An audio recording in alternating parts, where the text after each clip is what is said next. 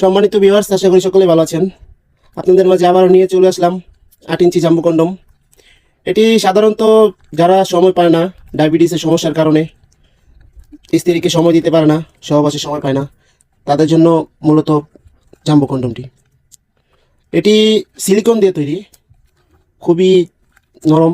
দেখতেই পাচ্ছেন প্রোডাক্টটি সম্পূর্ণ সিলিকন দিয়ে তৈরি, হাই কোয়ালিটি একটি প্রোডাক্ট।